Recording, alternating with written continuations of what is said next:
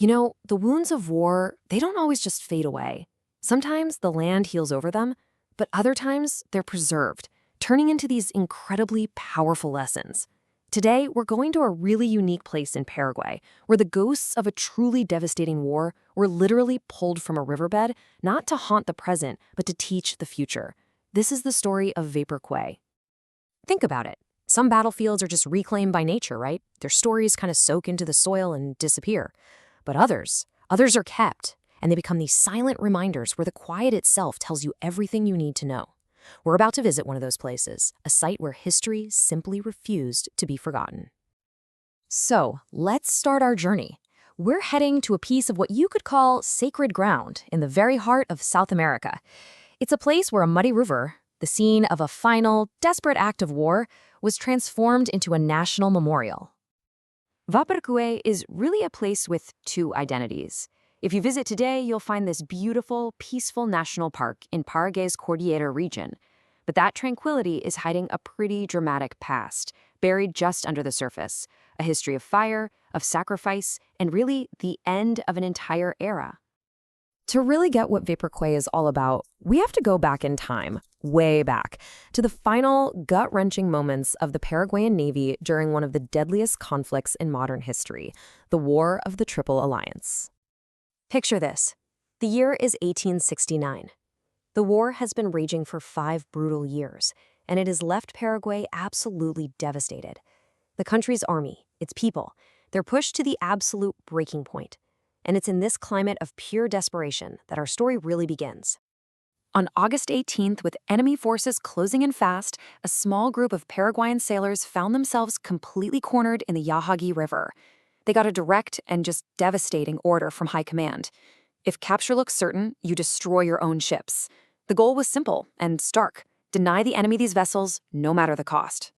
Ypora, Santa Maria, Paraná, Rio Apa, Salto del Guairá, Pirabebé, and Amambay. These were the names of the last 7 ships of the Paraguayan Navy. And it's important to say their names, because they weren't just objects, they were the last remaining symbols of a nation's naval power. Following their orders, the sailors set them on fire and scuttled them, sending them straight to a watery grave at the bottom of the river. Now, as the historian Angel Picaccini points out, sinking these last few ships didn't really have a huge military impact on the war itself, but symbolically, the weight was immense. This one act closed a chapter. It marked the definitive end of the Paraguayan Navy in the conflict. A fleet that was mostly made of merchant ships converted for war was now just gone. So for over a century, those ships just sat there, silent, forgotten, their wreckage clogging up the Yhaguy River. But you know, history has a way of coming back to the surface, and these ghosts were not going to stay buried forever. I mean, think about that jump. For over 100 years, from 1869 all the way into the 1980s, the story of these ships was basically just a local legend. But then this incredible, monumental effort began to raise the vessels from the riverbed. And what they found was basically a time capsule from the 19th century, preserved almost perfectly in the river mud. And this recovery, it wasn't just some salvage job. It was a serious act of what's called historical naval archaeology. By studying the details of these wrecks, the design of the boilers, how the hulls were built, the specific machinery, archaeologists could get their hands on direct physical evidence. They could reconstruct not just what happened on that fateful day, but the actual technology of the time. So here's the big question, right? What do you do when you literally raise the ghosts of a past war from a river? You don't hide them away. In Paraguay, they decided to create something totally unique, a museum without walls, a place for remembering, but also for learning. And this really shows you the profound transformation of the place. Back in 1869, it was a site of war, a last-ditch defensive act, an obstacle for the enemy, and a powerful symbol of sacrifice. But today, it's a site of memory. It's become a tool for education, something that strengthens national identity, and a quiet place for reflection. Today, the National Park of Vapor Cué really stands on 4 main pillars. It's first and foremost a site of historical memory. It's also an outdoor classroom for students, a unique cultural destination for tourists, and officially a national monument dedicated to preserving this vital piece of Paraguayan history. Which, of course, brings us to a much bigger question. why go to all this trouble?